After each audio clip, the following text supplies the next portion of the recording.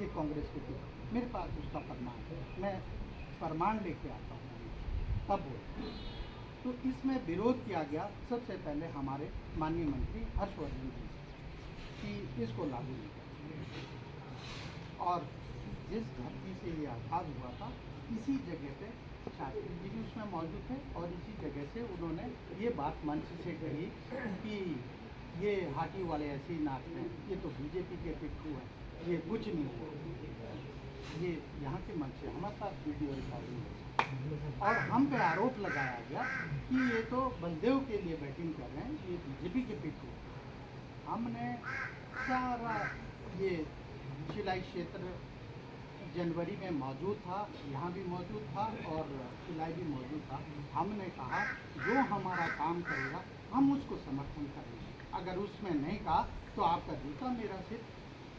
ये सब लोगों ने कहा कि उस नेता का भी समर्थन करेंगे, उस सरकार का भी समर्थन करेंगे जो हमारा ये काम करेगा, ये सब ने कहा। और हमारे मंत्री जी ने तो उससे भी आगे बढ़ के उन्होंने बोला जान भी दे दूंगा, अगर खून देना पड़े तो जान भी दे दूंगा, ये कुर्सी काट सकते। तो ये नेताओं के जुमलेबाजी।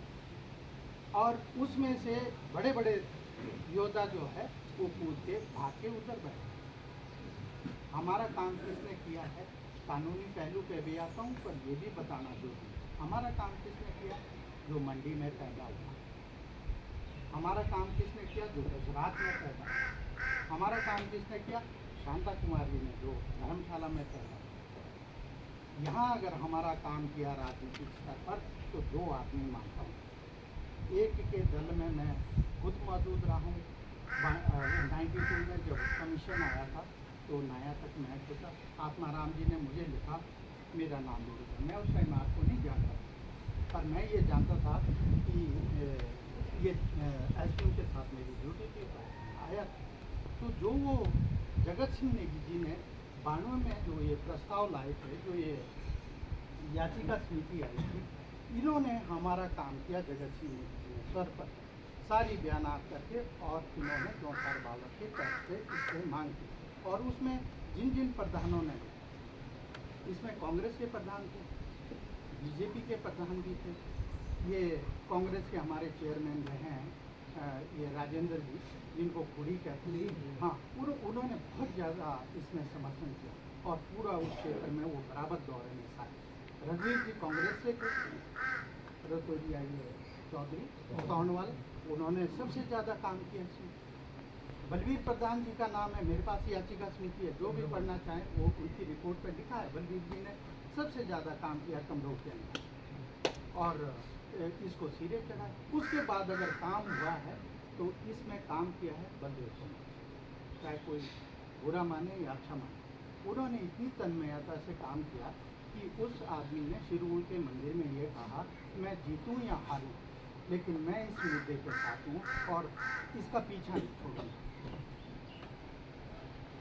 और उसका प्रमाण, दूसरा प्रमाण क्या है कि 2002 में जब ये विधानसभा में आया तो मंत्री जी ने बयान दिया है, माननीय हर्षवर्धन जी ने, कि ये क्षेत्र सिलाई क्षेत्र होना नहीं चाहिए। उसका विरोध किया, नारे लगा। उसका एक कागज़ है, ये है 15वां सत्र है, ये कागज़ है और इस कागज़ पे लिखा हुआ है पेज नंबर 10 पे कि हर्षवर्धन जी सिलाई की जनता से गद्दारी कर रहे हैं। गद्दार शब्द लिखा है, इससे बड़ा प्रमाण हो सकता है। और फिर भी वही कहते हैं, हम कहते हैं इलेक्शन ख़त्म हो गया। इलेक्शन कोई भी जीत सकता है, कोई भी हार सकता है, लेकिन लोगों को तो सबसे ज़्यादा जो है बैकफुट पर धकेला है, तो इन्होंने धकेला। कोई भी यहाँ चाहते हैं, कहाँ गए हो यहाँ के, आप ये कागज़ रख लेना और कोई भी आपको हर एक जगह, क्योंकि सबकी मानसिकता ये है, ये थोड़ी उनके विरोधी है, हम विरोधी नहीं है। ये कागज़ ये लिखा हुआ है, जिसको चाहिए वो लेना। ये आरटीआई से लिए हमने विधानसभा का। तो अब जब ये इसमें भी काम किया और जो याचिका समिति है वो 35 पेज की रिपोर्ट है, उसमें कहीं भी ना गुमान सिंह जी का जिक्र है ना हर्षवर्धन जी का है, तो इन्होंने उसका विरोधी किया। तो हम नहीं कहते वो पक्षधर।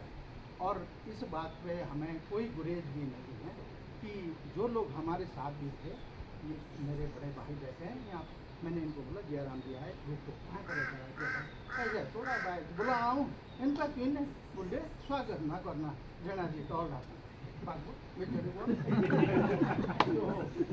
चलो आप लोगों ने हमको मंच भी नहीं दिया। हाँ, हम तो बहुत बूढ़े हैं हम तो मंच ही नहीं देते। एक पाहुना है हम। चलो इस पे ये दस्तावेज देखो, बहुत हैं। नियम है। इसके लिए हमने 900 कागज इकट्ठे किए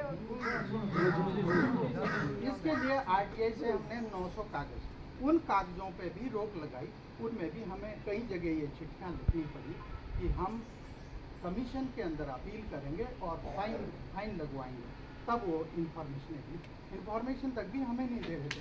राइट टू इंफॉर्मेशन में हमारा हक था नहीं देते और ये एज ए ध्यान दे आई ये कुछ नहीं हम पे तो ये भी लगाया है आरोप कि इनके पास करोड़ों रुपया ये नेगी जी यहाँ बैठे हुए जिनके पास ये पूरा हिसाब किताब हमारी इसमें 5-6 महीने तक 1 रुपया नहीं डरा जब मंत्री जी ने ये बयान दिया इनके पास करोड़ों रुपया बताओ भाई हमने तो खाता सार्वजनिक करके नेट पे डाला पढ़िए उसको और जिस किसी को भी ये बीजेपी का हो कांग्रेस का हो कम्युनिस्ट हो आप पार्टी का हो आइए और हमारा खाता चेक करो हाँ ये तो हमने पोर्टल पे डाला अरे हमारा अकाउंटेंट इसका जो सीए जो है इसका ऑडिट करता है हम उनमें से नहीं कि इसको हमने जेब से जितनी क्षमता थी उससे भी ज़्यादा किया है पर उसका बखान नहीं करना चाहिए। अगर हम आज कहते हैं कि शास्त्री जी ने कोई कहेगा कि शास्त्री जी ने क्या किया अरे भाई